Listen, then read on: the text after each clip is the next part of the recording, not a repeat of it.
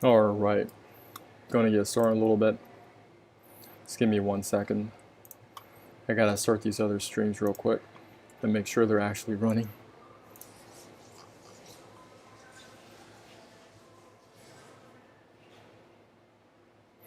Today I'm going to continue to discuss digestive health and how you can improve your digestive health. Now, if you're watching this, it's very likely you are constipated and you want to solve it. I'm going to help you with that today.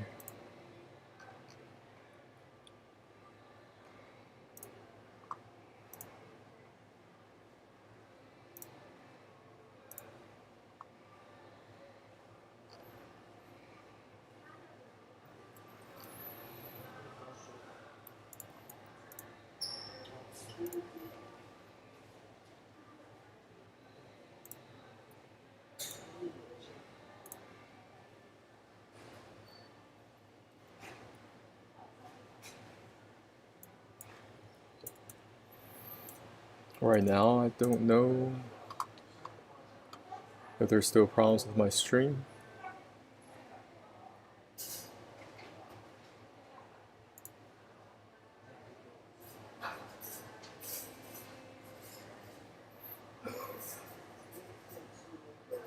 Ooh, that is slow.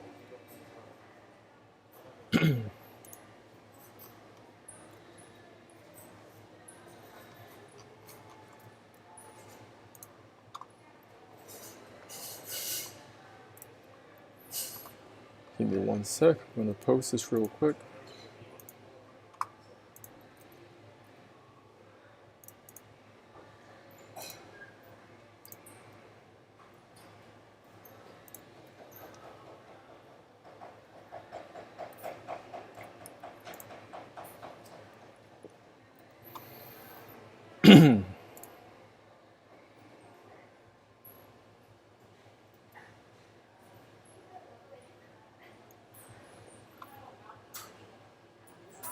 I want to appreciate a lot of y'all for watching these videos, and some of y'all purchased my program to support my work. I'll also link in the comments later. You guys can find my programs, but I'm going to go through in detail how to actually do this. Now, the reason why you're watching this is very likely you're chronically constipated. Today I'm going to teach you a protocol that I've been doing over the past 5+ years. I've taught this program to myself and those of my family members and also hundreds of other people around the world how to get it done. Now, over here, we're going to discuss our digestive system because most of you have no idea. I did not know what it was all about myself.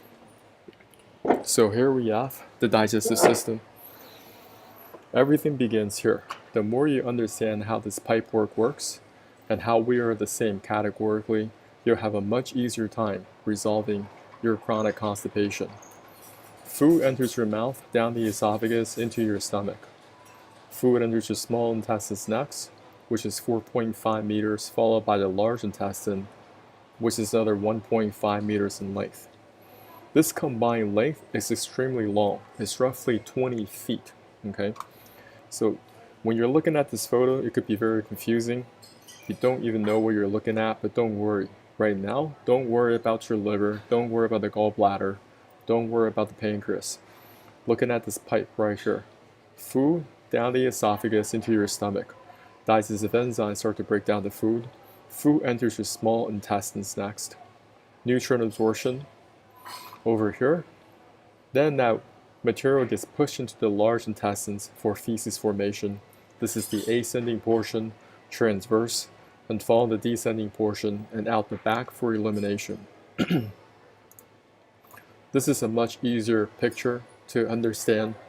Your digestive system is just a very long piece of pipework, and everyone has this pipework. Everyone needs to clean this out. Now, when you have chronic constipation, you're dealing with this encrusted colon that's been packed in with fecal matter, just waste material that you've eaten but has never exited out of your body. You need to go from the picture on the left to the picture on the right to begin recovering your digestive health. If you can't do this, you will be chronically fatigued. You have a whole bunch of other problems. It's going to affect your emotional health. You're going to have constant bloating, going to have bad breath. You're going to have many other symptoms, which I'll discuss later in this presentation. I'm just going to spin through my social medias real quick. If you're on this call, the benefit for you to being on this call is that you can ask me questions. You can get a lot by just learning and just connecting with me. If you have any specific questions, I could help you answer. Because oftentimes, we don't know what we're doing, and maybe a lot of you've been seeing different specialists, and you're still not getting anything resolved, and that's very frustrating. Today I'm going to jump into the protocol right away. Over here, this is what we got to fix. Going from the picture on the left to the picture on the right. Okay, and this very long piece of pipe work, which I'll discuss later, but right now I want you guys just to follow this protocol. This protocol is very powerful. I've used it over 5 years now. Taught it to myself, my family members, and also hundreds of other people all around the world. You're going to go to the store. You're going to buy yourself some apple cider vinegar. Then you're going to buy some limes, lemons, or grapefruit. Grapefruits are the best tasting. I highly recommend using grapefruits. Now you're going to buy some pink salt. You want to get the fine grain pink salt, not the coarse.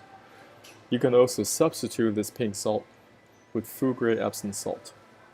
You don't need to use pink salt if you don't want to. Many people may be concerned about the sodium content. You can use food grade Epsom salt. I'm going to pull that up real quick for y'all. Let's go to Amazon.com and you just type in Epsom salt. Epsom salt is magnesium sulfate. Now most products on this online that you see, they will be for soaking purposes. They're not for consuming. There's one product on here that will be this one. This magnesium sulfate is food grade, so you want to type in food grade Epsom salt. That will be helpful for you to find the right Epsom salt for you. And then before you go to your local health store, just give them a call. They may have Epsom salt, but they may not be food grade. Now taking a quick look over here on my slides. So apple cider vinegar, limes, lemons or grapefruit, pink salt, or food grade Epsom salt.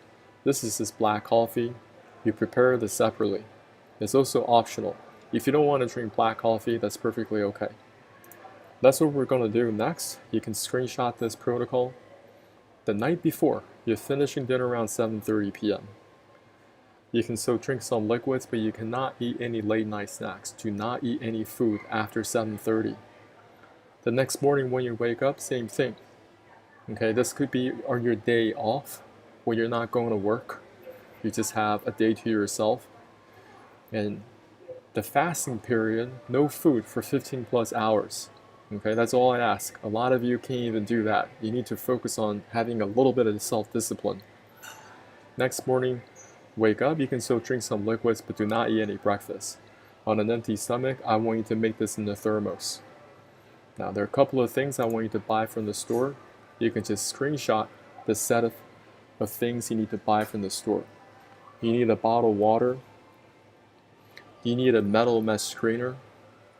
You need a single press squeezer to squeeze out your citrus fruits. Over here, you need some measuring cups. Measuring cups, they gotta be accurate. They will say the amount of milliliter on them. Over here, this is my apple cider vinegar. You want to buy ones without any sugar added. Next, you have pink salt or food grade Epsom salt. This is the stainless steel thermos. And over here, even the black coffee that I prepare, I do it in a separate stainless steel cup. Okay, and I'll explain why in a little bit. Over here, you're going to add 1 tablespoon and 2 teaspoons of pink salt or food grade Epsom salt. That's 25 milliliter total. Many people, they might find different recipes on the Self-Flush protocol online, and they're not successful with it because they're just randomly mixing things in. They don't really pay attention to these directions. They don't pay attention to the proportions, and they don't pay attention to the specific directions when you're drinking it. It's all important. Everything is important.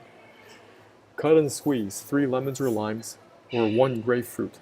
And I want you to filter it through the metal mesh screener. You don't want any seeds, you don't want any pulp in this solution. It needs to be as smooth as possible. Next, you're going to add a 1/4 cup apple cider vinegar, which is about 60 ml. And over here, you're going to add 2.5 cups of hot water. Just prepare some hot water separately. That's about 600 ml of hot water. Stir. You're going to stir for about 30 seconds, 45 seconds. Make sure all that salt dissolves evenly in the stainless steel thermos. You're going to mix everything in here. So you have the bottled water, you have the thermos. The thermos, it's got to have a volume over 1 liter. Okay, so get yourself a stainless steel thermos that's got at least a volume over 1 liter or over quart, okay, 1/4 of a gallon. And black coffee, optional, but also prepare it in a stainless steel cup. Then you're going to add another cup of room temperature water in the stainless steel thermos to kind of bring back down the temperature of this solution. These specific directions are important. I've created many other videos.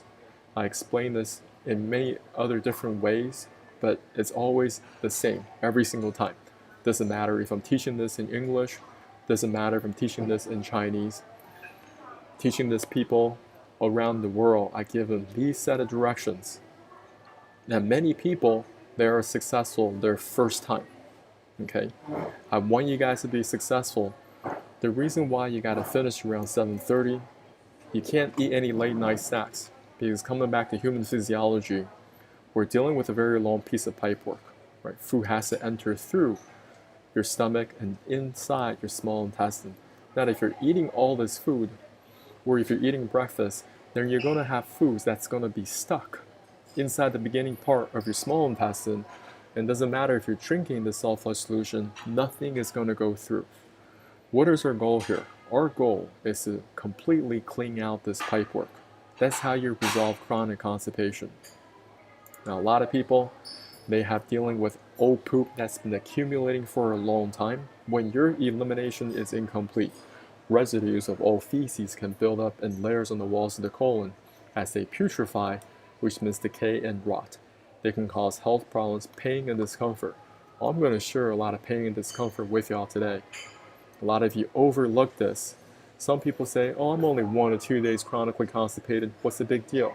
Well, that 1 to 2 days constipation turns to 2 to 3 days, turns into 3 to 4 days, and before you know it, you're a whole week into it. Now, coming back into our solution, on your table, after you mix everything proper, you only have 3 things on the table. You have the bottled water, you have the salt flush solution prepared in a stainless steel thermos, not in anything glass, ceramic, or any type of container that you can break, and also the coffee is prepared separately. The reason why I want you to use objects that you cannot break or shatter, even glass, you can have thermal shock and the glass could completely break. I don't want you to do that. You're going to go to the bathroom many times. If you do this right, it's going to create such a laxative effect. You're going to be running back and forth. You may be knocking things over. In the process of doing so, you're knocking over anything that could be glass or ceramic, and you may cut yourself, run into the bathroom, and now you are going to the ER because you're still shitting out of your pants and you got glass all over your body. The ER doctor doesn't even know what the hell's happened with you, that they're asking you, what did you do to yourself? And you tell them, well, I listened to this YouTuber online. I watched this YouTube video. Please do not mention my name. You're on your own, okay? You have to look at the liabilities concerns way in advance. So bottled water, about 2 liters in volume, stainless steel thermos.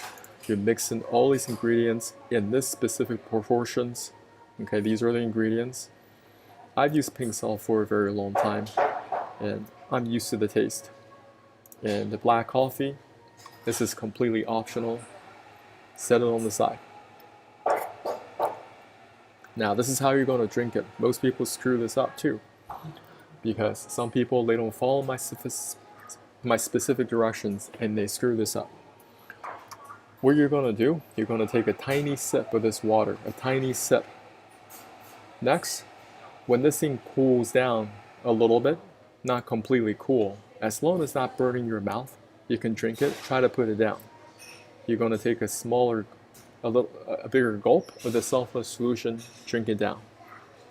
Then you're going to take a tiny sip of this coffee to kind of reward yourself, giving you a familiar taste. Now, when you first start doing this, you're not going to like the taste at all. You can buy yourself a stainless steel straw. You can also find that on Amazon. If you buy a stainless steel straw, that can help you bypass this taste. I think they're pretty inexpensive. Okay, so you can get a whole set of these. They're reusable. Okay, something like that. So it's a tiny sip of this water, hold it in your mouth, take a bigger gulp of the sulfur solution, drink it down, and sip on black coffee. That's it. You're not drinking coffee. You're just taking a tiny sip to kind of motivate you to repeat these steps again and again and again. The goal is to finish this first, the sulfur solution. You want to put this thing down. You're not trying to drink both the water and the sulfur solution at the same time. That is incorrect. A lot of people, they make this mistake. They drink the water and the sulfur solution. Number one, that's going to dilute down the solution, and you may not create that laxative effect that you're looking for. Directions: sip on the bottled water, hold it in your mouth. Take a bigger gulp of the sulfur solution to drink it down. Sip on black coffee, optional. Repeat steps 1 through 3. Their goal is to finish the sulfur solution first. It could take you 45 minutes, take you an hour, take you an hour and a half. It doesn't matter. This is not a race. Sometimes people, they go online, they see my social media, they see the comments, they see the results of other people. You know, I have a lot of different people all around the world that are sending me their testimonials. Sometimes they just find me on YouTube and they're very successful with it. They buy my program and they rush through the drinking process. I don't know why. I tell them this is not a race, so it's got to be on your day off. On your day off, and on your day off, you are not making any other plans in the afternoon. You're beginning this at 11 a.m., right? So 11 a.m., you're making this sulfur solution. It's going to take you over an hour to drink it. So you're looking at 12:15, okay? And maybe about half an hour later, you want to be as relaxed as possible. You're not trying to make anything happen. The more relaxed you are, the better. And I want you to breathe with a nice rhythm. Listen to some classical music. Rachmaninoff Piano Concerto 2, Movement 2. It's kind of like my go-to. I listen to Rachmaninoff almost every single week. I do this every single week. There are only 52 weeks in a year. And even though I really don't have any chronic constipation, I just keep this as a routine. Okay, in my weekly routine. Just like I brush my teeth every single day, you gotta find routines that can clean out your small and large intestines combined. Give me a little bit of water.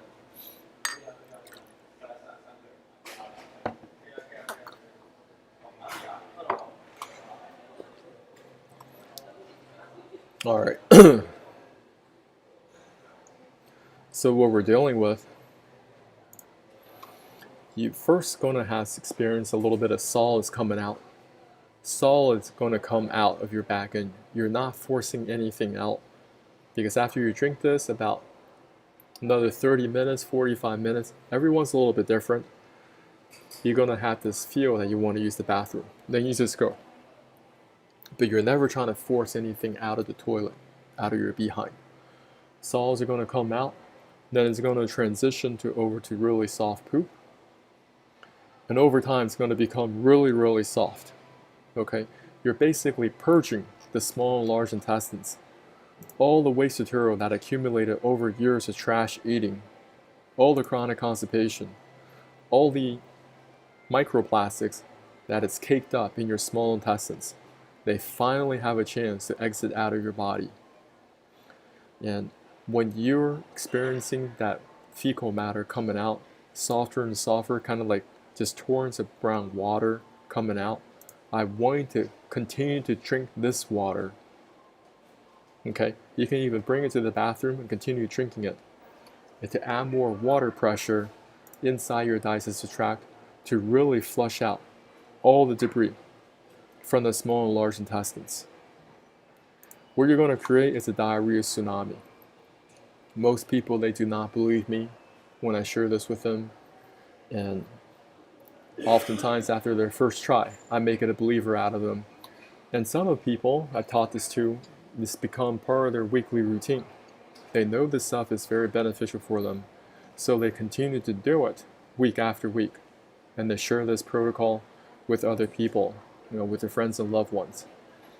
Now here we have something that can help you on your way to resolve your chronic constipation, and this is something that you drink down. Oftentimes you find protocols online, those are coffee enemas or water enemas. I don't deal with any of that stuff, but I will explain how they work, because a lot of people, they may need to do some colon hydrotherapy, do a colonic before doing my protocol. It all depends on you. I think my protocol is a great protocol for people that are mildly, you're only like 1 to 2 days, 3 days constipated.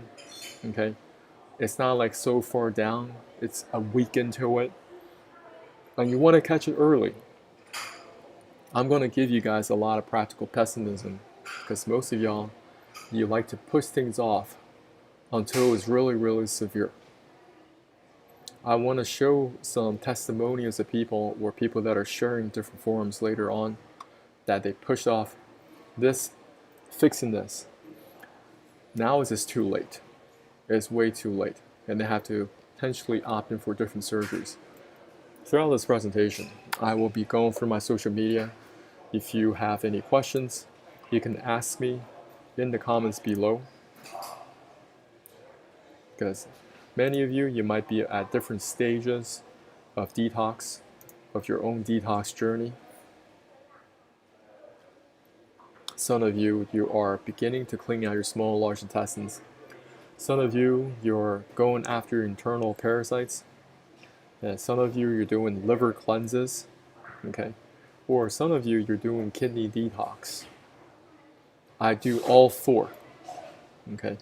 And that's what's recovered my health over the years. I'm very grateful for my own personal health transformation. And I think this is the biggest leverage point, because if you have a lot of goals you want to achieve in life, the number one thing, you gotta clean out your digestive system. You gotta have amazing health, vibrant health. Now, this is the first protocol. This protocol teaches you how to clean out the small and large intestines. Simple ingredients, follow through on these directions. When you're drinking it, also be very, very detail oriented. You want to be as relaxed as possible, okay? And when you are drinking this bottled water, because this is the milestone, it is just spewing out torrent brown water. The smell of this is absolutely horrendous. You have to warn your family and loved ones in advance and get a fan going, get some ventilation, open your windows, because it's that bad. It's just all the years of things you've eaten over the years, there's still remnants of it. And now it's all coming out. It's all coming out. Okay? Now, after you do this protocol, you'll find out that as you're drinking more of this bottled water, the waste material that's coming out your behind will become lighter and lighter and lighter. So beginning of the part, it might be coming out pitch dark, talking about like charcoal. Then it'll be dark brown, and then over here light brown. And then as you're drinking more of this water, you'll be lighter and lighter and lighter, maybe yellow, and finally clear. Okay? What's this happen? Using this protocol at home, you drink this down, you start to clean out the small and large intestines, pushed the waste material inside the large intestines, got the trash out of here comprehensively, torrents of brown water, and you kept continuing to drink fresh water, okay? And it continued to rinse through, rinse through, rinse through. That's what happens. So the first couple times you're doing this, you don't know what to expect. You may be on the toilet for a couple of hours, and that's perfectly normal. And what I recommend people to do is after this experience, you just stop drinking water. As that water becomes lighter and lighter, you can eat a little probiotics. Find ones that work for you. You can eat something soft, like congee.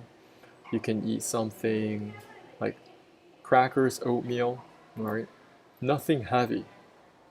You gotta basically revamp your nutrition plan, because most of y'all, you are eating such a crap diet. That's what caused a lot of chronic constipation in the first place.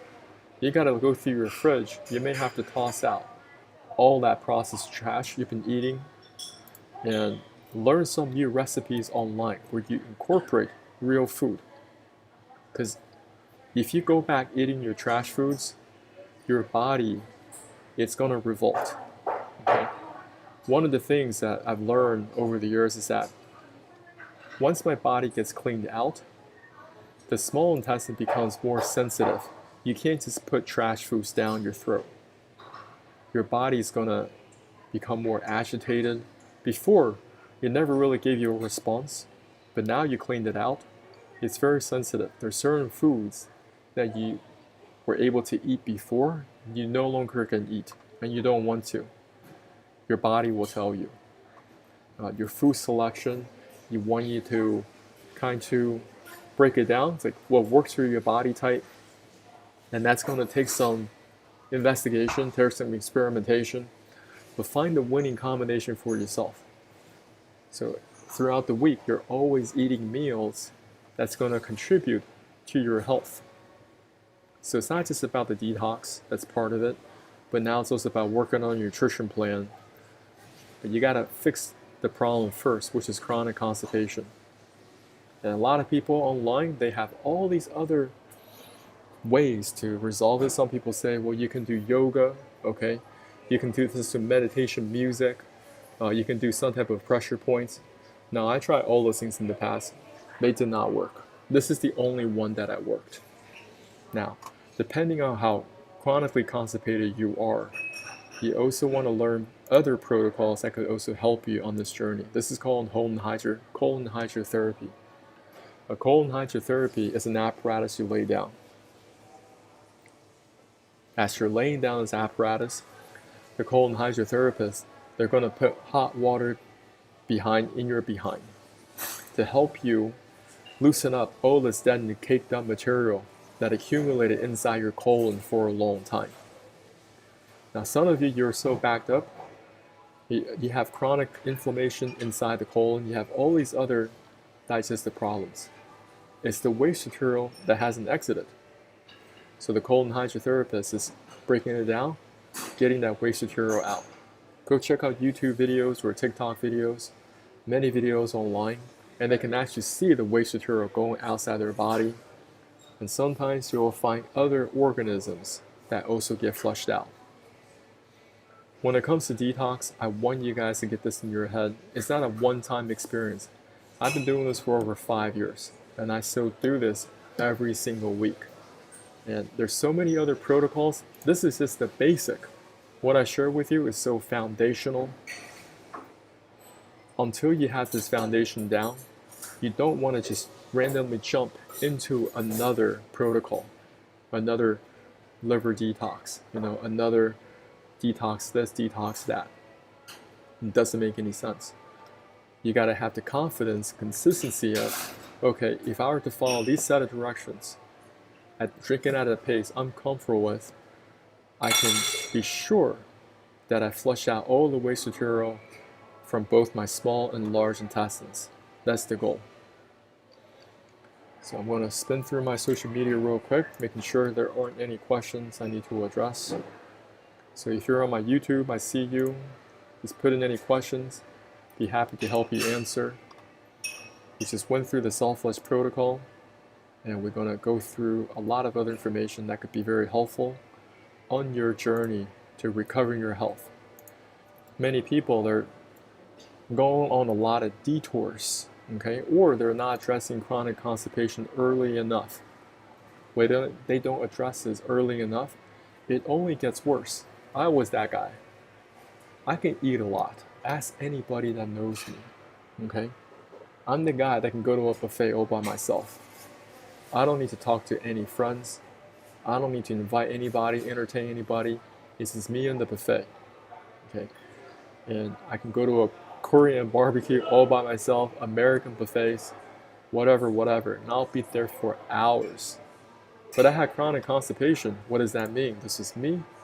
I'm straining on the toilet.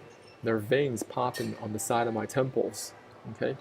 And after all that work, what did you get? You get nothing but a pebble left in the toilet bowl. And you may be wondering, where did it all go?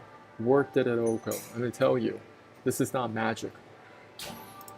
What you eat through your mouth must exit out the back as waste elimination. If it doesn't leave your body has a way of tucking it somewhere in the corner of your body. And this is one of the ways that they do it, through a toxic megacolon. Over here, this person has so much congested fecal matter in the colon. It's just food that they've eaten all over the years, but there is some type of a blockage somewhere in their colon, so the waste material is not going out. Now, this toxic megacolon is a life-threatening complication of inflammatory bowel diseases. These diseases can be painful and cause permanent damage to the large and small intestines. They include ulcerative colitis, Crohn's disease, infections caused by this other colitis. Toxic megacolon is characterized by swelling and dilation of large intestine due to the inflammation and accumulation of large amount of gas. I may be reading from these different medical websites, does not mean I agree with everything that they write. I can almost guarantee you this is more than gas. This did not come out of a silverback gorilla. This is not Animal Planet. This came out of a human being. They had to surgically remove the colon. So coming back to human anatomy, what did they remove in that photo? They removed this part out of the body. Okay? They completely removed this. The doctor just deemed, hey, we can't not do anything with this. He's just going to have to remove the whole thing. And there are going to be other problems and complications down the line. You may be wondering, well, what does the person do now? How do they use the bathroom if there's no colon? Great question. Okay? We all have the same pipework. And plenty of people all around the world are struggling with the same problem. Now, I'm going to share with you some surgeries that they are prepared to give you, depending on what type of surgery that you go for. And most of y'all, you never even look into this until you're at the doctor's office. If they throw a CT scan up, an MRI, an X-ray, you have no idea what you're looking at because you never study this. So you need to study this for yourself, and don't just take my word for it. Go buy some books on human physiology. Go to your local library. Check a couple books out. Read them, with your family. Read them with your kids, so you can really learn this. Now, let's just say something went wrong with your colon and something went wrong with the descending portion of your colon.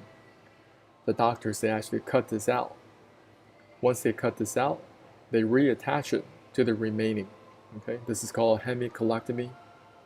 Over here on the right, this is called colostomy. Over here, the tail end portion of your colon, something went wrong. Maybe inflammation, maybe some sort of something went wrong here. They said we got to cut it. So what do they do next? They create a hole. This is called a stoma in the abdominal wall. Allows waste to leave the body. If you ever visit your local ICU or elderly care center, there are many people that have this. Okay, and these are the things you want to avoid. If you are only a few days chronically constipated, you must say to yourself, this is very problematic. I need to fix it and resolve it. Now, I went about it in the most natural way possible because I've tried different OTC medications before. They did not work. And over time, they only made the problem worse. And I'll give you a lot of different examples from that. It's not just me experiencing this problem. There are millions and millions all around the world struggling with chronic constipation. I did a simple keyword analysis. A keyword analysis is simply how many people are keying in constipation in the English language. Has this search volume ever contracted over time? From my little research, this is an undefeated keyword. This is a blue ocean market. Nobody has really solved. Even though with all our OTC medication, all the probiotics, even persistent strength, laxatives, nobody has solved it. People are keying in constipation, not just in the English language, in Spanish, in Russian, in Portuguese, in Farsi, in Tajik, in Arabic, in Spanish. In every language, people are keying in constipation in their favorite search engine. That's how I know. Alright, what other problems are ahead if we don't resolve it? Over here, this is the right hemicolectomy. This is the ascending portion of your colon. Something went wrong with this ascending portion, so they cut it out. Now, you may be wondering, well, what happens to the small intestine? This is the part where the small intestine is attached to the large intestine. Over here, this is fecal formation and out the back for elimination. When this is removed, they just do plug and play. There's a lot of plug and play operations in the medical industrial complex. And I want you guys to learn what those are so you can avoid them. Earlier in this presentation, we look at this guy. He had the whole colon completely removed, right? And you'd be wondering, well, how do they poop now? Well, they start to work with the small intestine. The small intestine is 4.5 meters, or roughly 15 feet. So over here, this is an ileoanal anastomosis. They remove your colon and your rectum. So your surgeon may connect your small intestine to your anus. This allows you to expel waste normally, although you'll likely have several watery bowel movements daily. Is this what you want for the rest of your life? Now, you may not even have any sensation coming on that you're going to have a bowel movement. Everything just falls out. You may have to wear adult diapers for the rest of your life. So something like a minor case of chronic constipation, you should not just overlook. And now we're going to continue to stress. My presentations are long, okay, because I want to find people that are actually serious. People think that you can just watch a TikTok video and think you can get this resolved. Listen, it's gonna take a lot more than that. So coming back.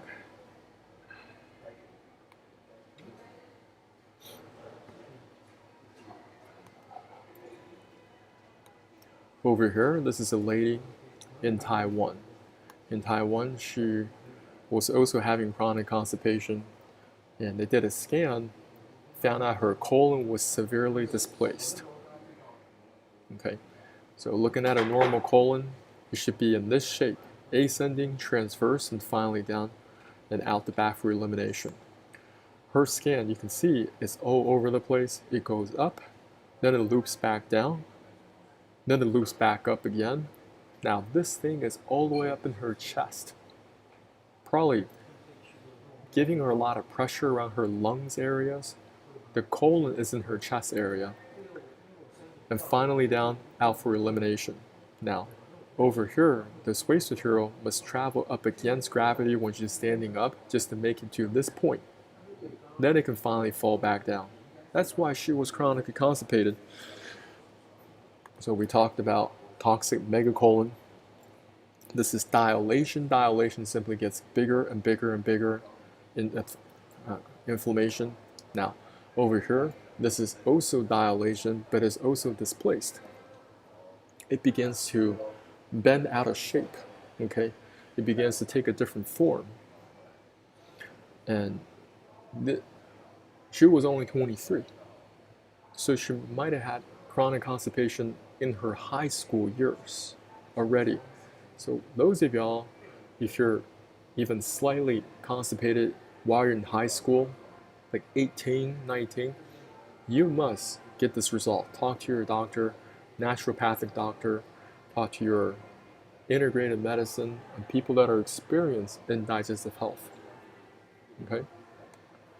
Here we have diverculitis. Diverculitis is also very common, another gastrointestinal disease.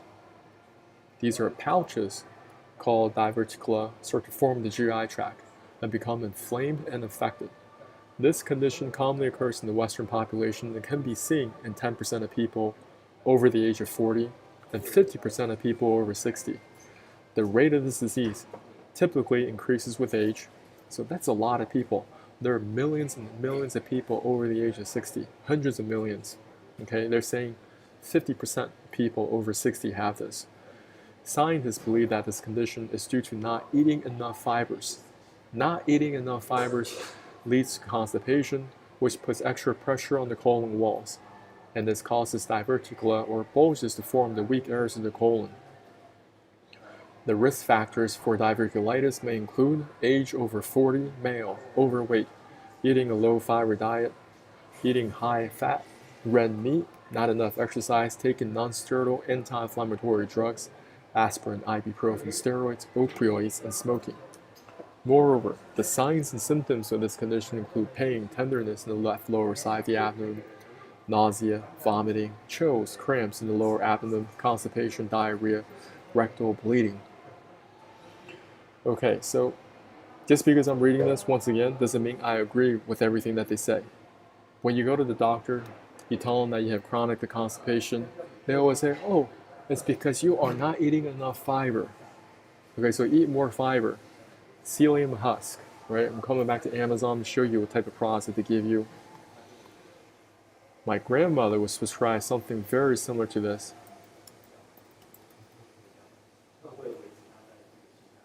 Psyllium husk powder. They said that the reason why you're chronically constipated because you're not eating enough fiber. So to eat more fiber, eat more fiber. It doesn't make any sense because over here, if this is you right now, okay, you're already backed up. This is you. You are so backed up in your colon. How would be eating more fiber help you on your journey to recover your digestive health? You need to fix this first. You need to fix this first. You need to go from the picture on the left to the picture on the right before you talking about all this other stuff about nutrition, talking about eating more fiber. Look, fiber, it cannot help you if you eat it at the wrong time. So there are a lot of things that I read, but I also want to challenge it, and I want you guys to challenge what I say. Right? Don't just take my word for it. None of this professional medical advice, diagnosis, or treatment. I'm not a doctor, just another regular guy, just like you. And I'm very grateful I resolved chronic constipation for myself, my family members, and hundreds of other people all around the world.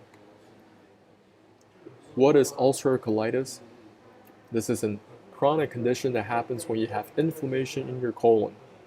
Most people usually experience periods of symptom flare-ups, followed by periods of remission without symptoms. Now, what are these symptoms? They include diarrhea, bloody stools, abdominal cramping, and weight loss. Treatments include medication and surgery. As we're going through this presentation, you'll see a lot of different prescriptions that doctors give you are either corticosteroids, immunosuppressants, biologics. These are called immunosuppressants. Corticosteroids, they suppress your immune system, so temporarily you're not getting these symptom flare-ups. Okay, maybe you had diarrhea, they go away. Bloody stools, they go away. Abdominal cramping, they go away. Now, did you solve the root of the problem? No, because you're just suppressing your immune response, suppressing the inflammatory response. The body's trying to tell you something is very wrong here, but you just suppress those signals. The way how I see these corticosteroids is very similar to, okay, you're driving in your car and your dashboard is lighting up like a Christmas tree. They said you got engine problems, okay, you need to change your oil, okay, maybe your brake fluids, maybe your temperature of your engine is getting too hot. And then you watch a TikTok video, oh, the way that you solve this is by just pulling to the side of the road, and then you're gonna unplug your battery 5 minutes and then plug it back, and that's gonna reset the system and make all the lights go away. That's when I think about corticosteroids. You're kind of just pushing things off, right, down the line. Temporarily, you're not seeing these symptoms, and you reset this. Anyway, let's talk about other things. Crohn's disease. Another gastro disease, part of the IBDs, inflammatory bowel diseases.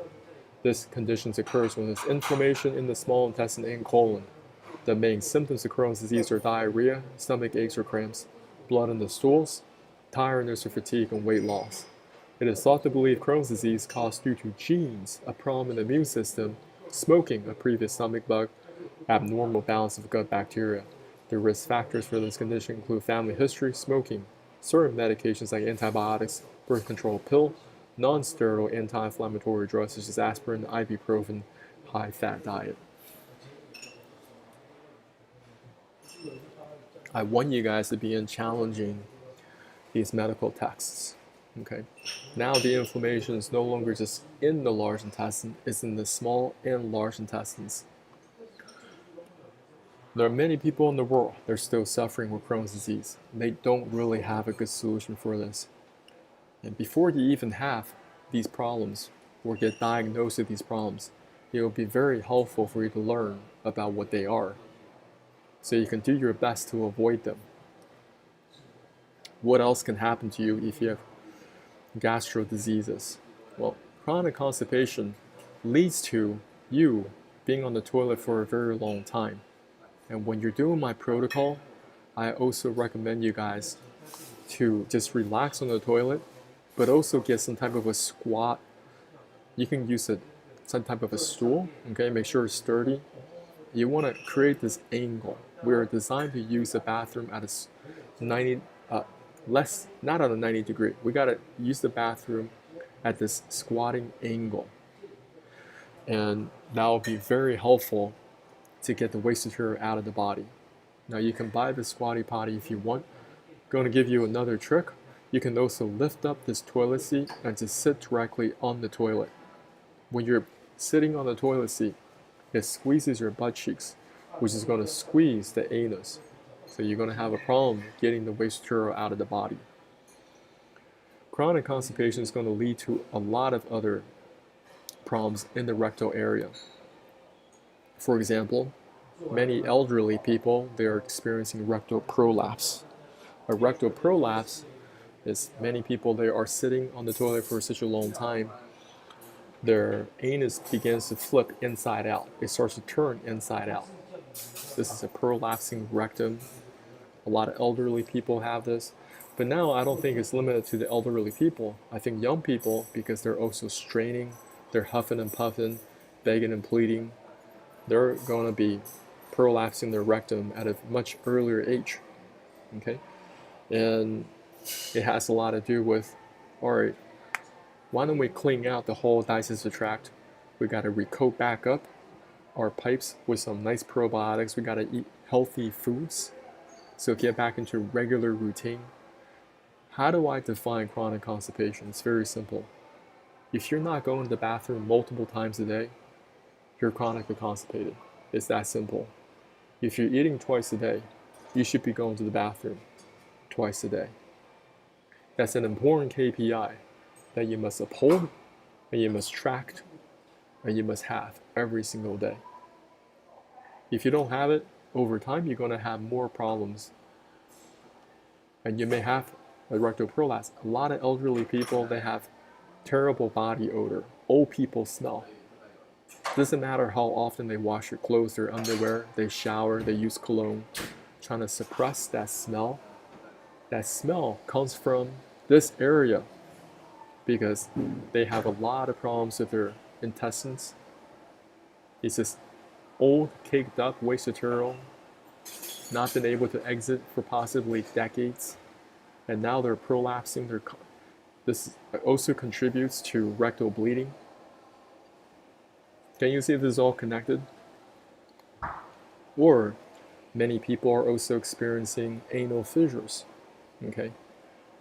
Now, this is some type of a breakage, a crack, or splitting in the anus. Could be very painful, very uncomfortable, very embarrassing, and sometimes it could be very, very itchy, so you're always scratching. It may be infected, right?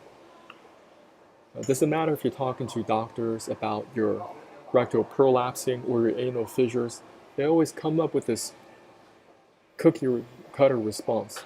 While several factors are thought to be linked to rectal prolapse, there's no clear-cut cause. An estimated 30% to 67% of patients have chronic constipation. Infrequent stools or severe straining, an additional 15% have diarrhea. Wouldn't that be a pretty clear-cut cause? In the past, this condition was assumed to be linked to giving birth multiple times with vaginal delivery. However, as many as 35% of patients with rectal prolapse never gave birth, and it can occur in men. There might be some genetic predisposition, there's that keyword again, to this condition.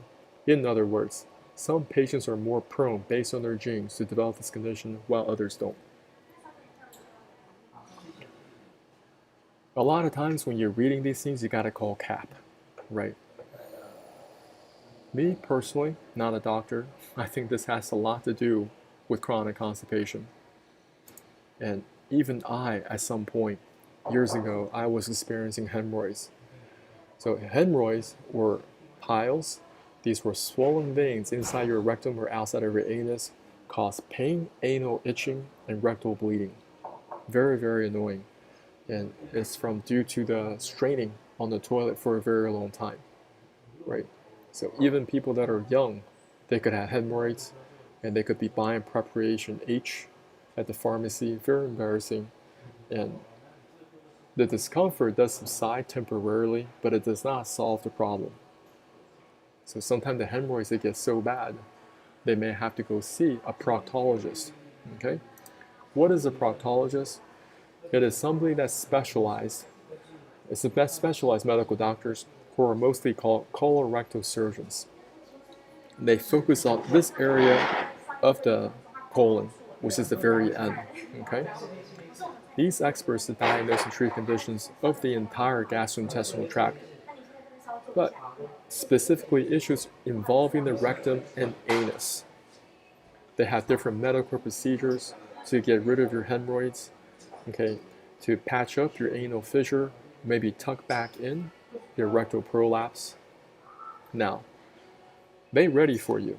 See this guy? This is this guy out in New York. He calls himself the bottom whisperer. He helps people with a lot of these different problems. Now, always ask yourself, are you fixing the root of the problem or just the symptoms? Let's just say this guy, he helps you out. He does some surgical procedures, remove the hemorrhoids, patch up the anal fissure, tuck back in their anal prolapse, but upstream, you're still chronically constipated. You're still dealing with this day in and day out. That means you're going to continue to sit on that toilet. You're going to develop new hemorrhoids. You're going to develop new anal fissures. You're going to develop new rectal prolapse. That's what we're talking about. So I see health very differently now. I had a very interesting background. I started working in medical software at the age of 18. So over 4 years, I definitely experienced a lot. Maybe a presentation I can do at a later time. If you guys are interested, you guys let me know.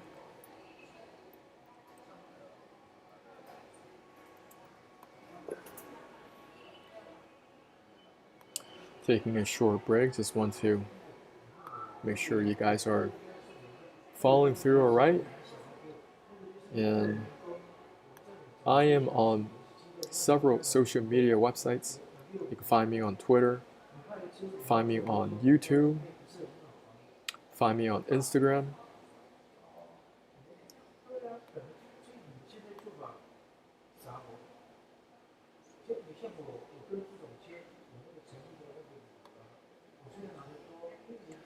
So over here, I want you guys to put yourself in the shoes of other individuals that have gone before you.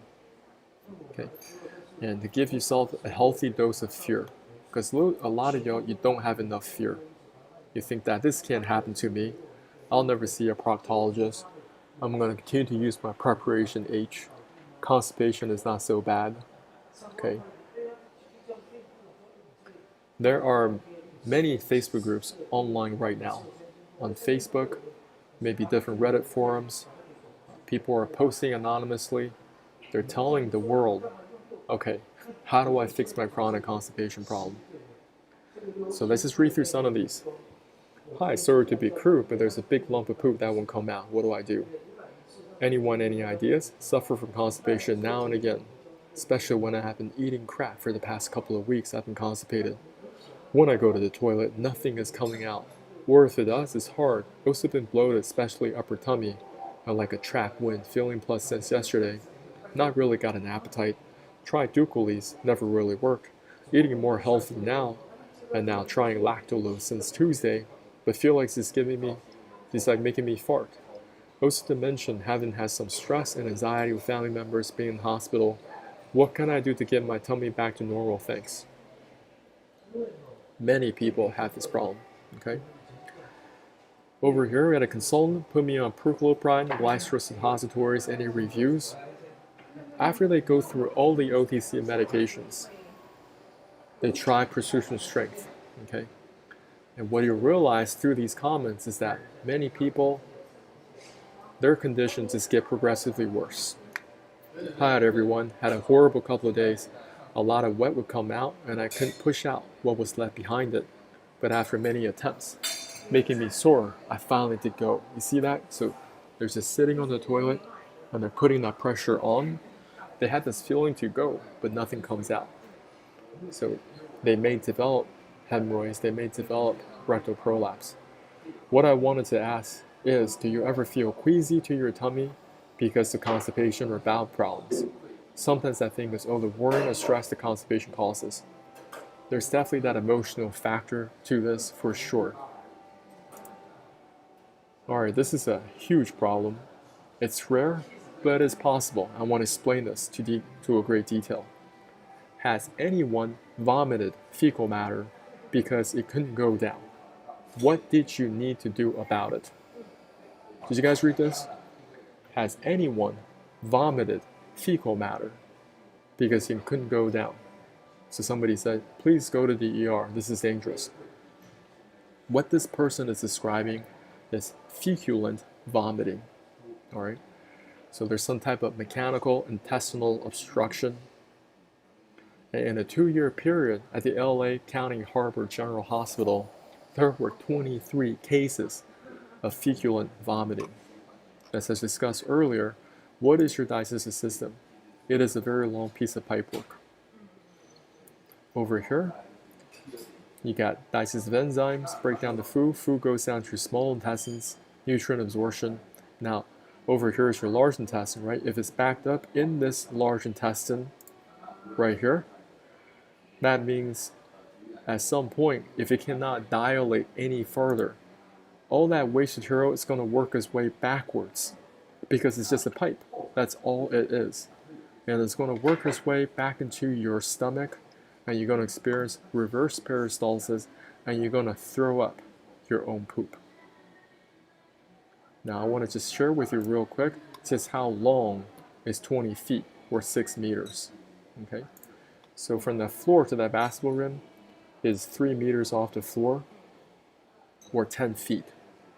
So the combined, if you have 2 of them, you have 6 meters, roughly 6 meters, or 20 feet.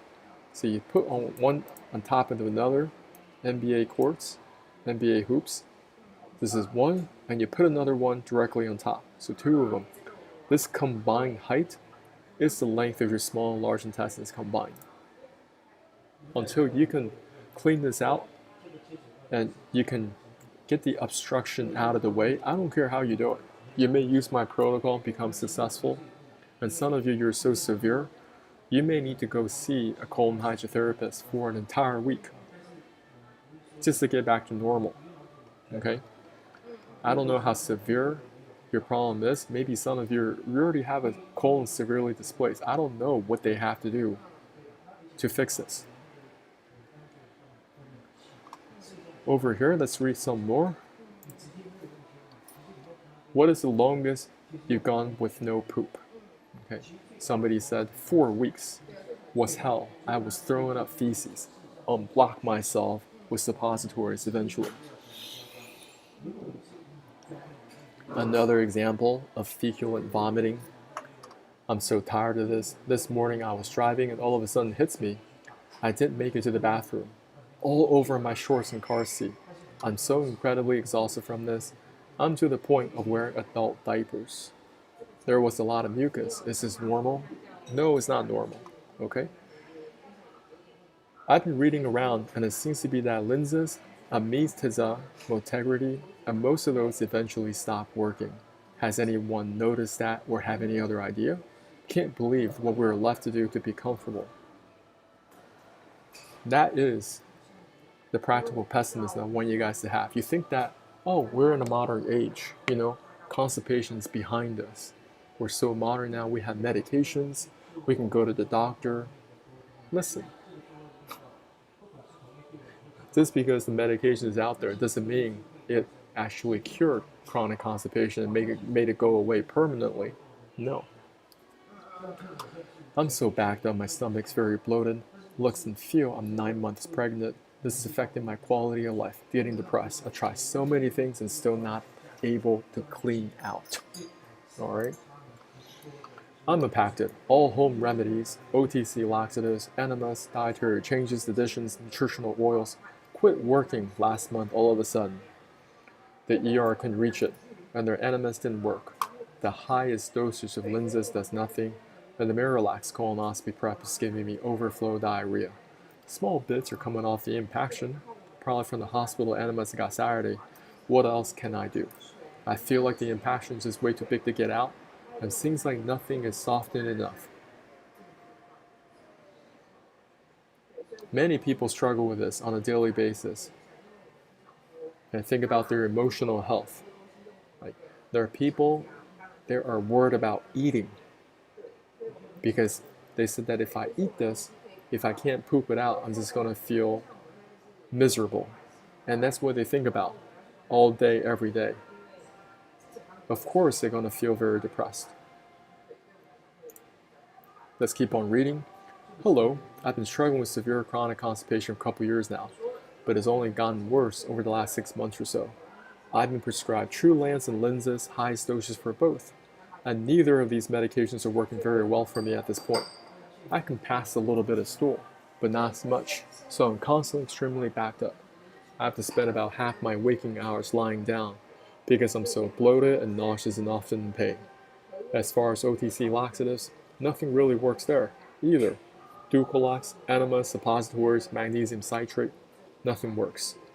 I was supposed to have a colonoscopy today, but couldn't keep the bowel prep down. The procedure had been rescheduled for a month from now, and one of the nurses at my GI office prescribed a pill-based cleanse. The pill is called Sutab, and I was warned ahead of time that patients often have trouble completely emptying their bowels with this pill. So given my struggles, I am doubtful that this will actually work for me. Here's my question. Has anyone here gone to the point where nothing works? Meds or OTC laxatives, and had to have some sort of in-office medical procedure done? I'm so sick and so miserable. What about professional colonics? I'm not even sure how those work. If anyone has any advice or experience with this, I'll be very grateful if you could share with me what you ended up doing and what the outcome was like. Thank you. See, people are struggling with this problem and they're looking for answers because their GI doctor doesn't have the answers for them. Maybe some of them that went to see their proctologist, the proctologist doesn't have answers for them. Okay, so I'm going to go back to my social media real quick, kind of take a small break. And welcome those of y'all on my YouTube channel. Yeah, appreciate you for watching. I don't know where you are. Where are you from? Let me know what you're struggling with in regards to your digestive health. Don't be shy.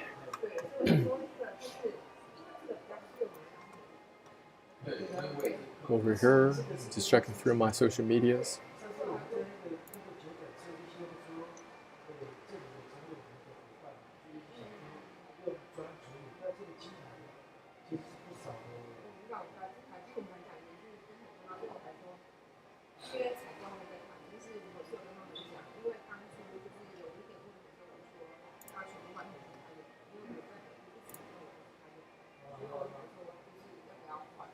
Wait, that's not what I'm looking for.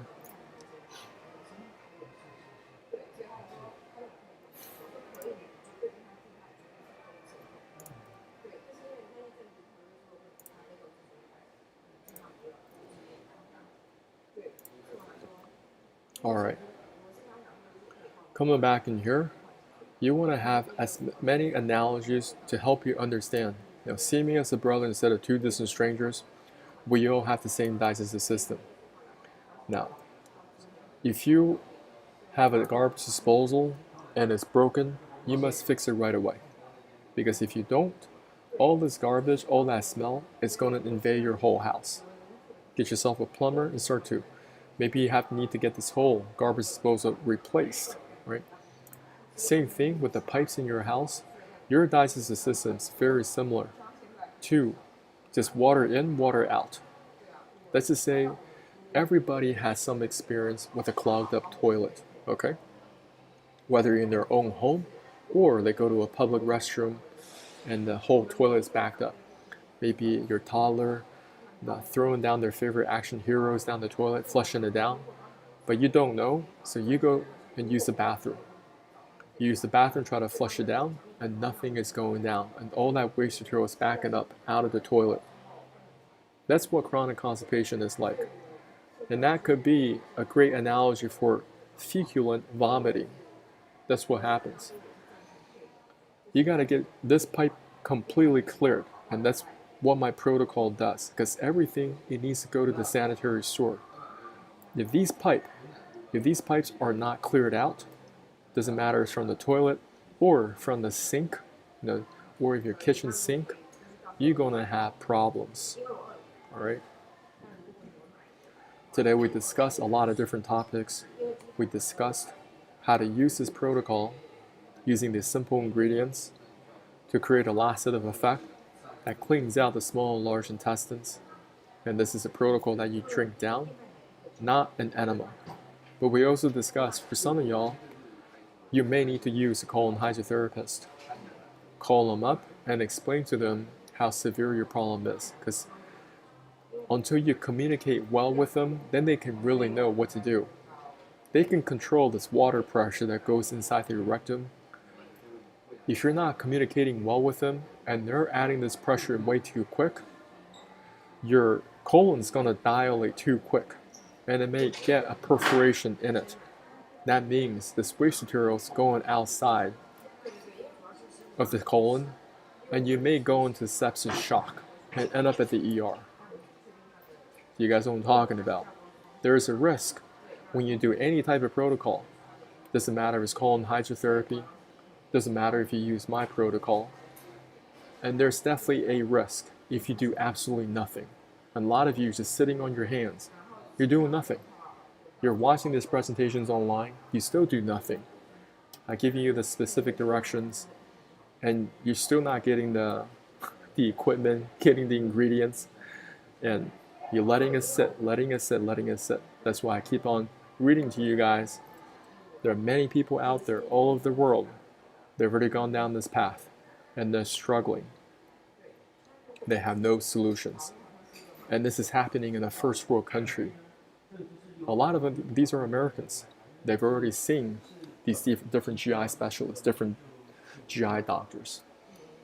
And so you got to find your way to clean out this pipe work. So how's everyone doing? I want you guys to give me a hello. Let me know how you guys doing, what you want me to cover. And I'm going to share some really interesting information a lot of you probably don't know a lot about because it's often overlooked. I like to discuss things that is often overlooked. I've always found it interesting, why do people develop a dad bod at such a young age, okay, that they cannot get rid of. Where's all that inflammation coming from?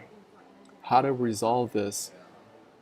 Am I just dealing with the surface of the problem? People can say that, oh, this person's just lazy. This person's not going to the gym. He's not eating right. Or could there be other causes? Why are they always starving? Why do they always eat so much? It's almost like they have an insatiable need to eat. Well, I'm going to give you guys some information regarding internal parasites.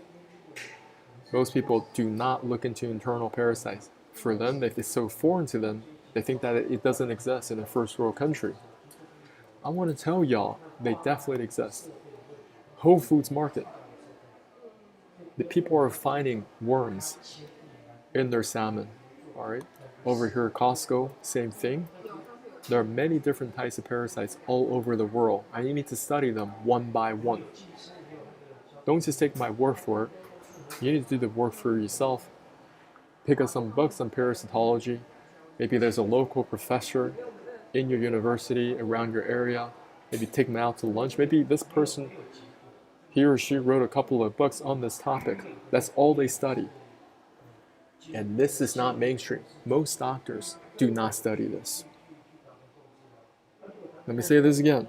If you talk about parasites to most doctors, they kind of just brush it off. They never really study this in depth. I probably study parasites more than they have, okay, because I'm really into it. Over here, first you want to go through their life cycle. How do they hatch? Okay, what type of hosts do they target first? And how do they upgrade from one host to another? Parasites, they know how to do two things very well. They know how to survive, they know how to replicate. That's what they're very good at doing. Over here, this is the liver fluke. Liver fluke, they first hatch in water. Over here, they're going to first target a snail. This is called an intermediary host. They're going to grow to a certain size just by eating, consuming this snail's resources. After it grows to a certain size, they exit out of the snail. They end up on some vegetation, such as raw watercress. And you have livestock. People raising cattle, okay, people are raising sheep. They come over here, they eat this vegetation, and that's how the parasite continues to survive. Ask anybody, they're in Idaho, Montana, I don't care, New Zealand, Australia. If they're in the ranching business, they're going to have to deal with this every single year because they're like, why is my livestock, their coat, they're losing hair, they're very lethargic, they have no energy, they don't eat, they're getting sick. Oftentimes because they're being overrun by these internal parasites. They're consuming their liver. That's what the liver fluke does. The liver fluke understands your liver is a storage of vitamins and minerals. That's why they find their ways to target this organ. They continue to survive inside of you by consuming your resources while they continue to replicate. Okay, they know how to do two things, right? Survive and replicate. I want you guys to go to YouTube and type in Animal Planet liver flukes. I want you guys to watch through that whole presentation. Animal Planet liver flukes. And this person, if I remember correctly, she said that she went to the Bahamas. She went to the Bahamas, okay? And while you're on this, you'll find many other videos, and this is why you want to study this one by one. Over here, I haven't seen this one. Parasites invade my lungs. Worms are eating my lungs. But this is a liver fluke experience. And there are real doctors that go through, and this doctor right here. So at that time, he was working at Duke. But you can call up this doctor. I think he's in South Carolina now, Charleston. And you can call him up and just ask him, hey, what do you think about parasites? Could this be a parasite infection? His name is Dr. Jeffrey, Basile. So I'm going to look him up for you.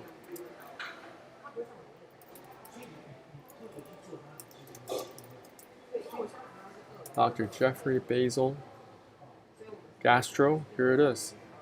He's in Charleston, board certified. Okay, so at the time of this video, he was at fellowship at Duke. So that's when the video was made.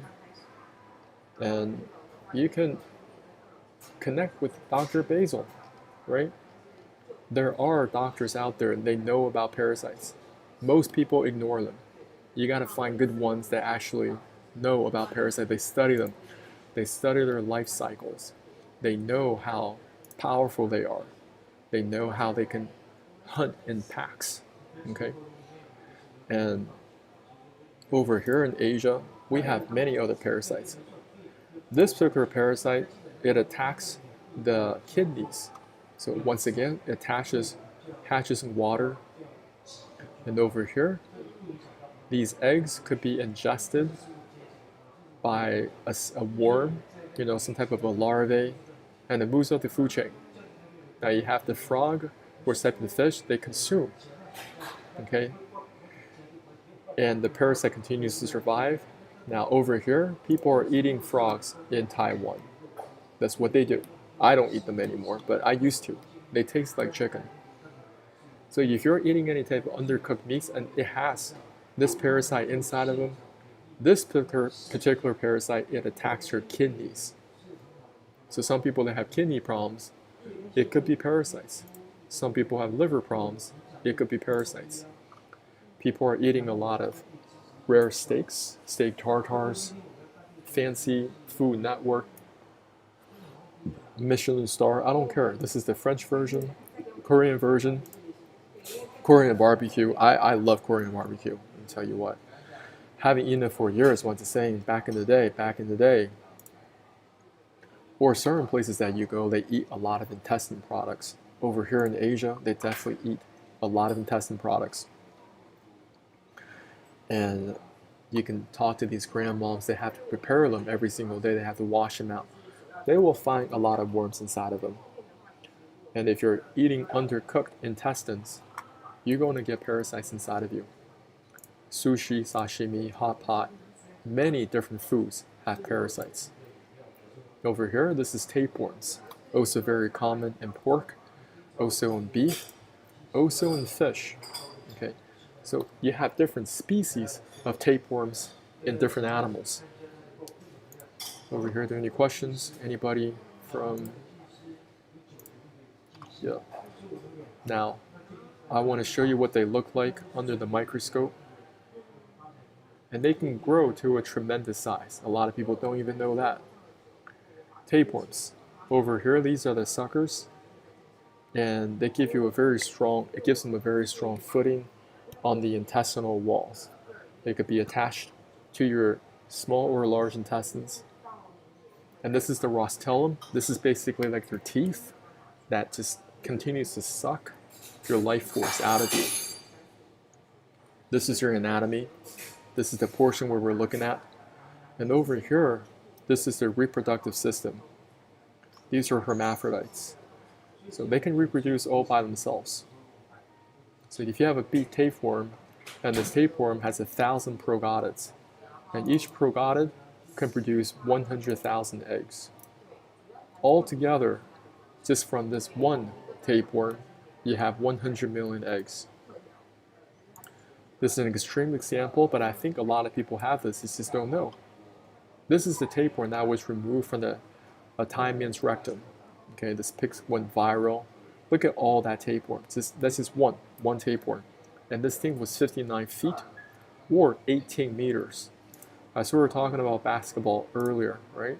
So how long was this tapeworm in relationship to the height of this NBA basketball hoop?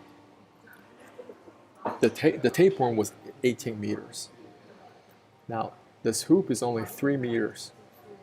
So 18 divided by 3, you get how much? You get 6.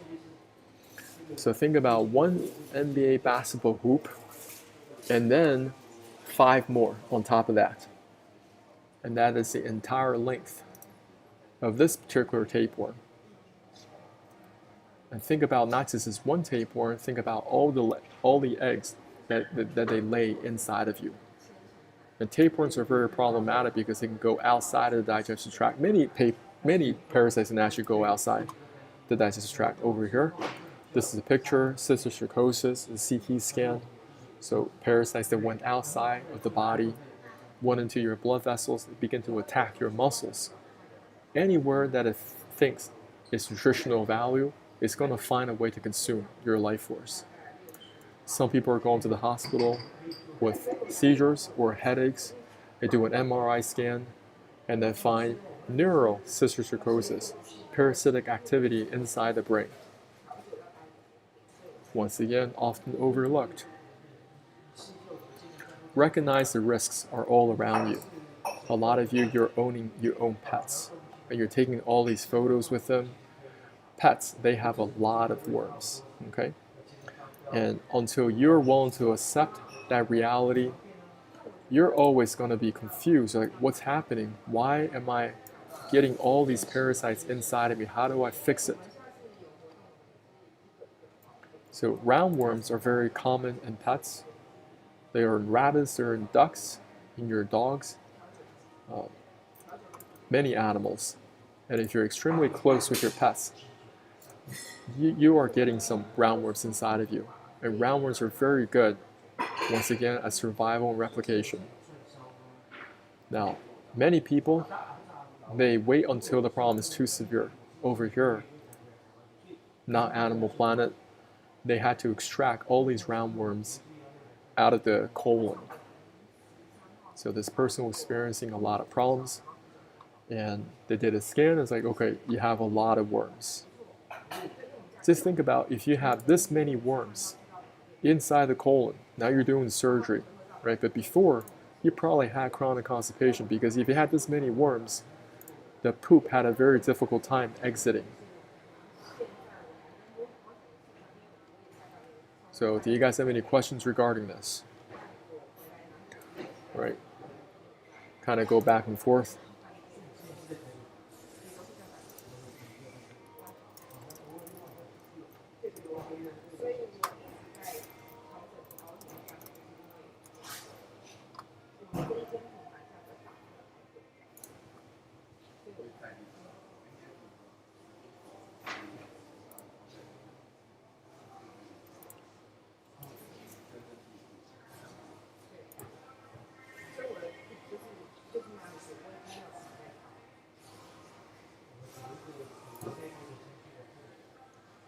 Alright, I'm going to give you guys some different herbs and different medications that can help you eliminate internal parasites.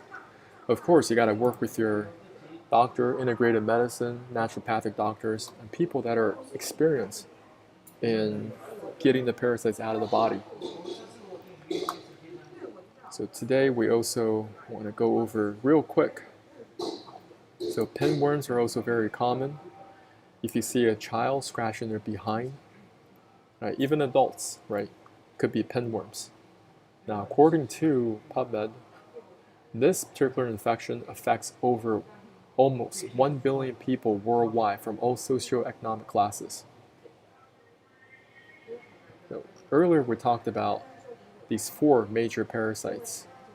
I want you guys at the presence of mind of thinking, oh, do I have parasites or not? Listen, you may have multiple different parasites sitting inside of you right now, not just one. And as you are dealing with this inflammation here, that problem there, you go to your doctor and they're prescribing corticosteroids or immunosuppressants, you're going to be at risk because you do have these things called white blood cells. And they can identify the parasitic activity, they can neutralize, they can get rid of them. But if you have a weakened immune system from your corticosteroid therapy, this will become life-threatening for you. Now over here, this is a threadworm, okay? It can get inside your body just by walking bare feet. All right? Threadworms, and they can go inside your body. And if you're not looking to how to get rid of them, of course they're going to survive and multiply inside of you. Over here, this is clove bud. Now you want to do preventative care, but you also want to find natural remedies because most of y'all, you probably have parasites.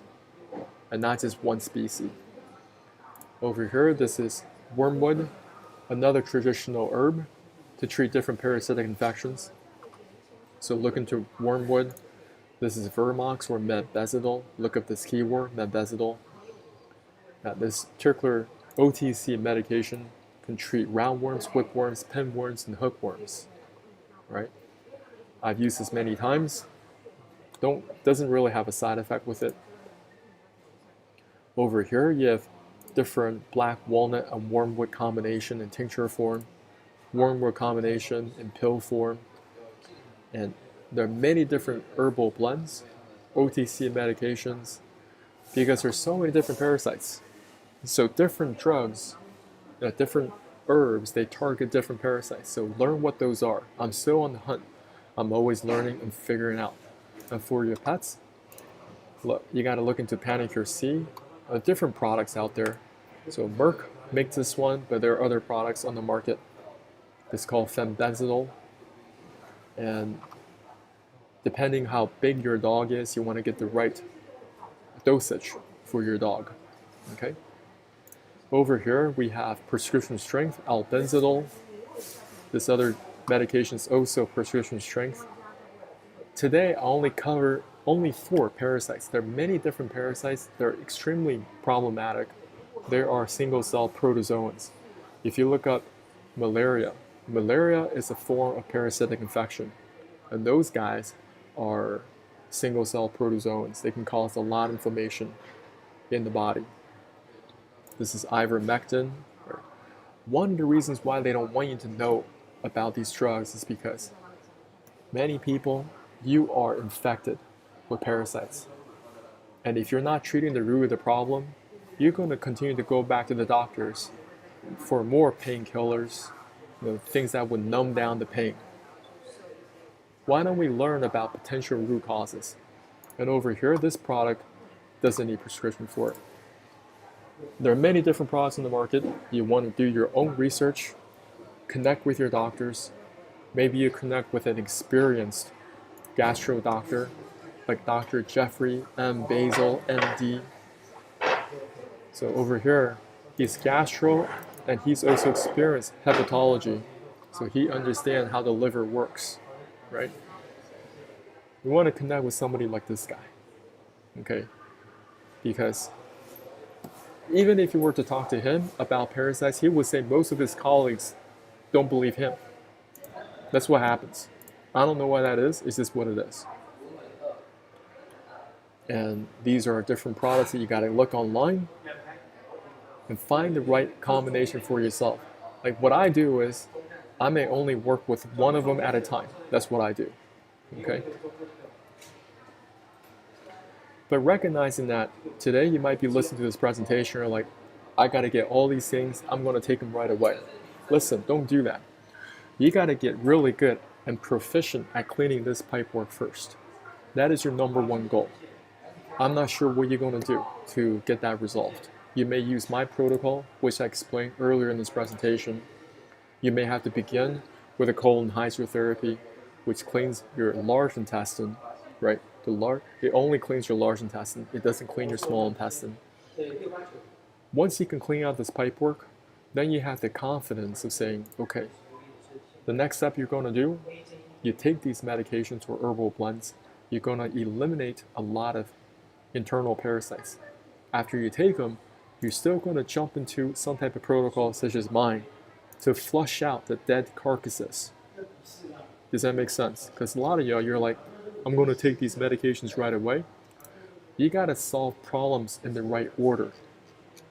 First, you got to go from the picture on the left to the picture on the right. Eliminate that waste material out of the body. When you do my protocol, you may see some parasites, or you're going to flush out some parasitic eggs, parasite eggs. Now, parasites are extremely stubborn. They're not going to leave.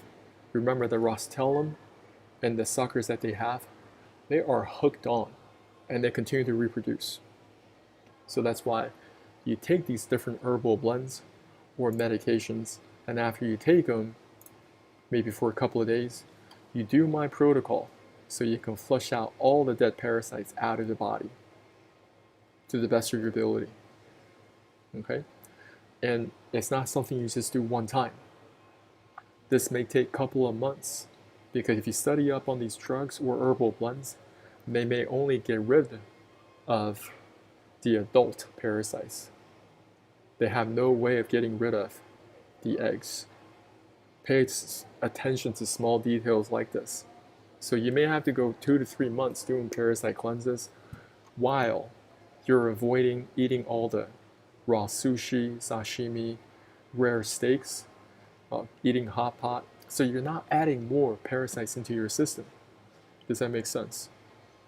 So that's the way how I see it. This is the way how I approached it. I taught this to myself, my family members, and hundreds of people all around the world, how to get this done. So I want to thank people on my YouTube right now. Somebody's on my show. Don't be shy if you have any questions. Just ask them.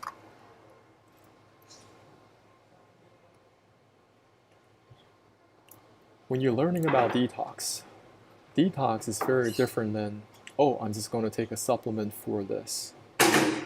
Some people, they think that detoxification is just buying more supplements. Wrong. Detoxification is getting the waste material out of the body. I don't care if that waste material is hardened fecal matter, that waste material is internal parasites, that waste material could come in the form of gallstones. Later on, I'm going to teach you guys how to get rid of the gallstones out of the gallbladder, because many of y'all, you don't even know what gallstones are until you get a gallbladder attack. No, study these things right now. This is your liver, this is your gallbladder. A lot of people that have congestion right here inside the gallbladder, it is full of gallstones. Okay, these are just hardened deposits, bilirubin, calcium salts, cholesterol. There's some type of imbalance that's taking place, or even parasitic activity. That's why the gallstones form. The way how I see gallstones, they're kind of like pearls. Thinking about an oyster. Why does an oyster have pearls? Now, parasite could try to attack that oyster. The oyster is going to protect itself, and over time, it's going to secrete some type of chemical to neutralize the parasite. And over time, it's going to continue to coat over that parasitic infection, but now it's just hardened up, right? And that's how gallstones form inside your body. Some people, they wait too long. Once again, their gallbladders completely expanded and they're getting gallbladder attacks. They have to get this gallbladder completely removed. I want you guys to avoid this. Why don't you have the presence of mind to say, I'm going to level up my health by first cleaning the small, large intestines. Then I'm going to level up by eliminating internal parasites. And you know it's going to be a project. It's not going to be a walk in the park. None of this is professional medical advice, and none of this is walk in the park. Especially if you decide to go and flush these guys out. The first 15 times that I did this, it was quite uncomfortable. But now I'm doing it. This weekend I'm doing this. This will be my 44th time. Okay, now it's just very, very smooth. It's a very smooth process. I know how to get this poison out of my body. And later on, you can learn more about kidney cleanse. Because most people, they wait until it's too late. Their kidneys are congested with kidney stones or some type of congestion, inflammation, chronic inflammation, and now they're on dialysis. Many, many people all around the world are on dialysis. Recognizing the pains, you can do your best to avoid them. It's like, oh, these are my kidneys. I can learn how to flush out all the debris from the left and right kidneys. Okay? And I've been doing it since August, and I've seen tremendous improvements already. Later on, I'll show you guys how I gather some of these herbs, mix them up in a specific proportion, and all you gotta do is heat these up daily and drink them throughout the day. And it's a very, very mild detox. It doesn't take away from your daily routine. It doesn't give you a laxative effect. right? And there are even people online that already prepare the herbs so you can just buy them. But depending on where you are, right? Sometimes you may struggle with customs, but you can gather these herbs. That's what I'm trying to say. So come into my channel. There's a lot of information, and I want you guys to continue to broaden your scope of awareness, buy a lot of books, buy a lot of courses, attend conferences, continue to learn. But you're going to find something that works for you, something that you do consistently. There are only 52 weeks in a year, and I do detox once a week. All 52 weeks, I'm doing something every single week.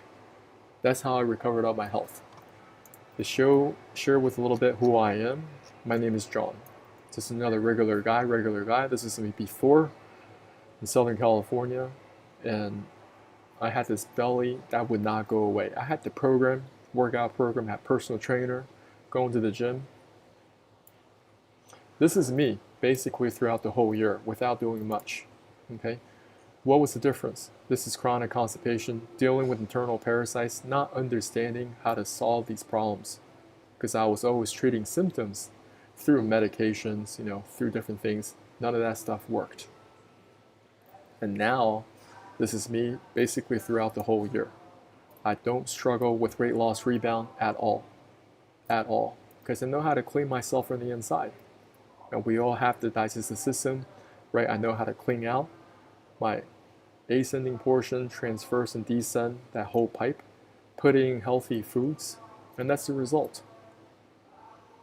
I explain to people how to get this done, and some people, you guys just watched my video on YouTube, and you just tried it, and I'm very grateful for people like Nate, and they purchased my program right away to support me, and people I've coached. This is my Italian friend, my Malaysian friend, people here in Taiwan, and this is part of their routine now. They know this stuff works. It's very, very helpful for them.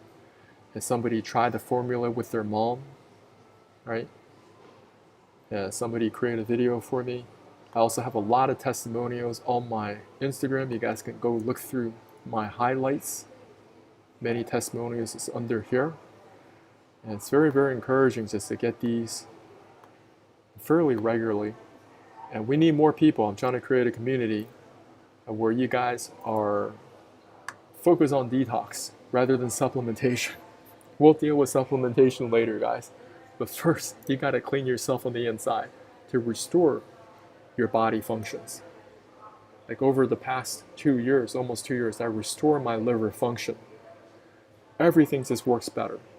You're going to sleep better. Your nasal congestion goes away, right? Whatever allergies that you have on your skin, they go away. Maybe different joint pains, they go away. Like a thing in the past. You don't have to take any medications. You don't have to do anything to suppress them. Because you're working yourself on the inside. You're cleaning yourself on the inside. And that's going to show on the outside. And in your whole body performance is just going to go through the roof. And some people say I'm looking younger. Maybe they're just saying that to, make me feel good. But thank you for those of you, if they say that. Appreciate y'all.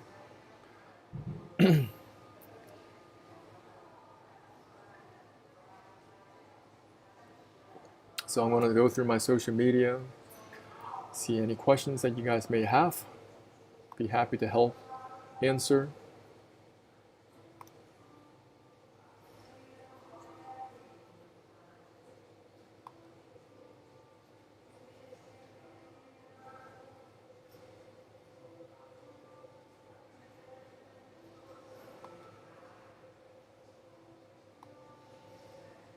Oh yeah, I'm also on Twitch. I don't check this particular platform that often.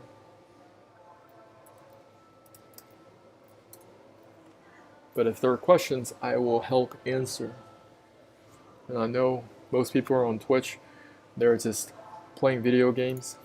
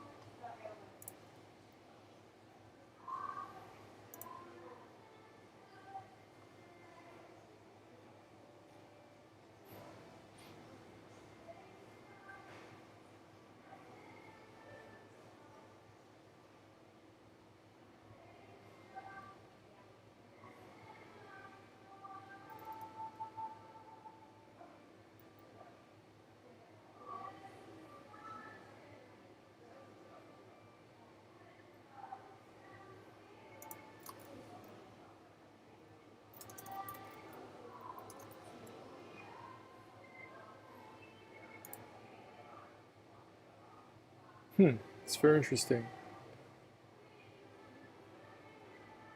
Oh, okay.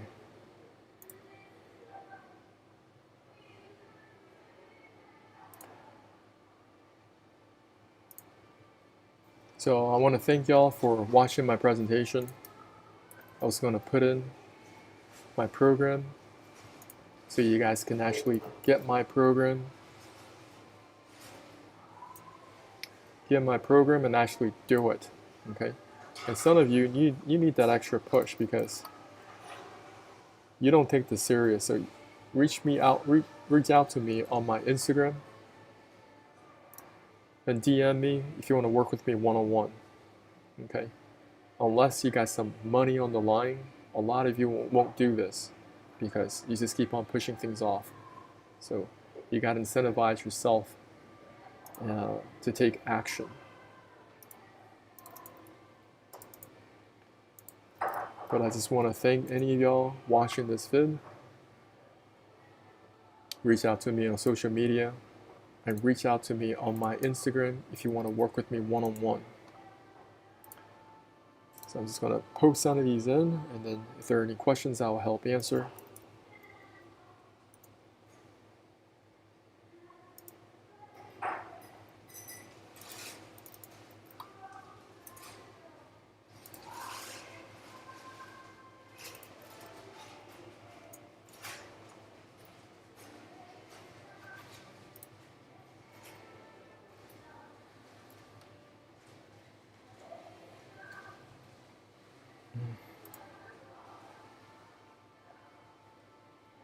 Welcome. If you have any questions, just put them in the comments.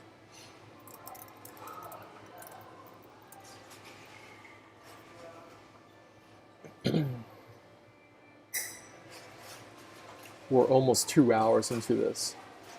Okay, so I covered so much content today.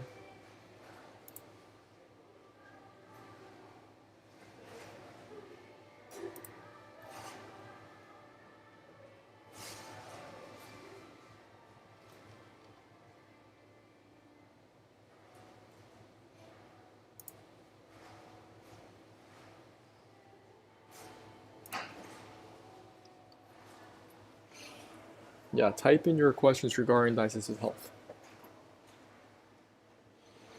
Because I already went through so much content. But if you have specific questions you want to cover, maybe you're struggling with something, I may be able to provide some guidance. Because I was just like y'all, I was in a very, very dark place. Did not know how to fix my own digestive health. It was always 1 step forward, 2 steps back. And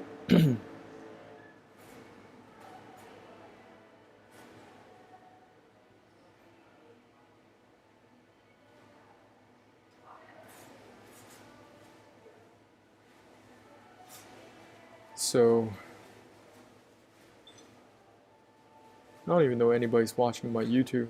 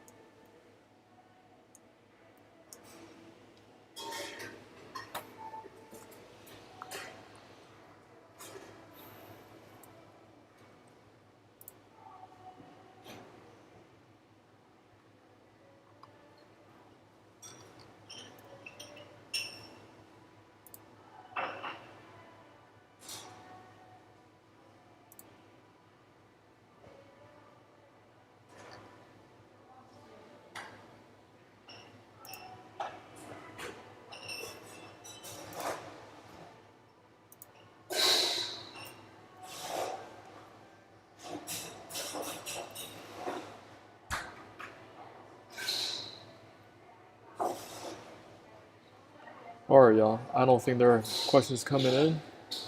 So thanks again for jumping on the call. If you're on the call or you watch this later, just reach out to me on my social media if you need